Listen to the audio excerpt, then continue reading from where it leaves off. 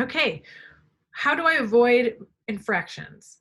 Well, we're going to start by showing you where you can find information and how to cite that information in the Media Center. So by visiting the Media Center, you can get there through going to sequoiahs.org and clicking on resources, or you can type in is.gd/shsmc, and that will take you right to my Media Center page, and it looks like this.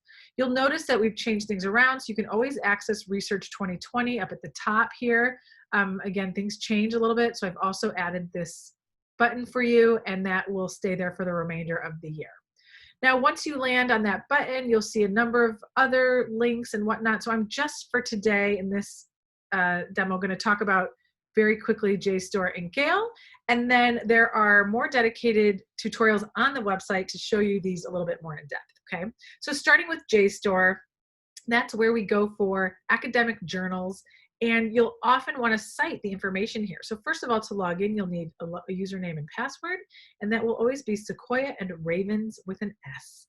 And if you want to make your own account, of course you can, but we'll go over this a little bit later. Now, using the Gale database, it will take you to a page where it will first ask for your password, and the password, again, is Ravens. And it will take you to a page of widgets that look like this, okay? So you have everything from COVID-19 support, opposing viewpoints, and by connecting with your Google account through your single sign-on, you will get results that allow you to cite them, download them, email, print, save, share, translate. And the best part about the citation tool is that once you click this citation tool, it will ask if you want to export it or save to your Google Drive. And without much work at all, you can click export and it will show up in your drive already typed out. And that's a really great tool to avoid plagiarism because it's generated for you. So you really had to do very little work. Now you will have to format this for your works cited page. And so I have, again, on my citation station, examples of how to do that. So again, let me move my Zoom window here. You will go over and click on more, and then you'll see Citation Station here, and that will take you to a number of resources for how to do that properly.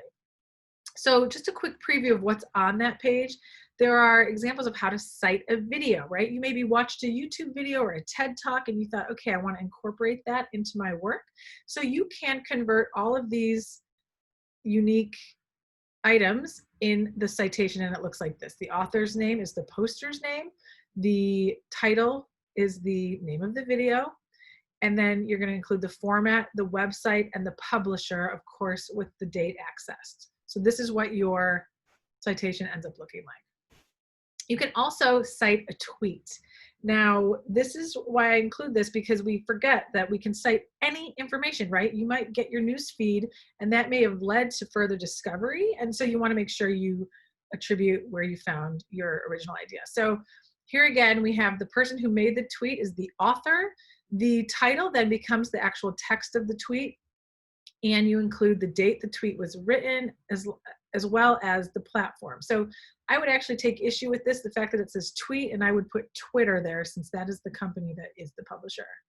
Okay, so this helps remind you that all of this is fair game. Same with an email. Maybe you have written an email and had an interview over email, or you want to include that as a primary source. So the sender becomes the author. You are going to take the subject line and make that the title. And you can, again, include it in your works cited as follows down here at the bottom. And it's a great way to make sure, again, you're giving credit where credit is due. Okay, so this continues on, and you can watch more of this on your own, but here are the journal title examples, podcast examples, and then there's more on the website as you need it. So what do you do if you can't find the source, and how do you know if you can use it? Rather than just say like, I didn't know, and including a link, you can reach out. So you should ask. You can ask me to help you, or in some cases like I did, I wasn't sure how to cite all of those examples that I just showed you. So I reached out to the EasyBib MLA website contact and asked to also show you that sometimes when you send an email, you will actually get a response. And now I have this record that it was allowed for me to use this, and that these actually fall under fair use for education. So by saying that I got those examples from the EasyBib website now counts as my attribution. And then of course, I will have a list of citations that could go along with this presentation should somebody ask for it. Okay, so when in doubt, ask, because you never want to end up in a pickle.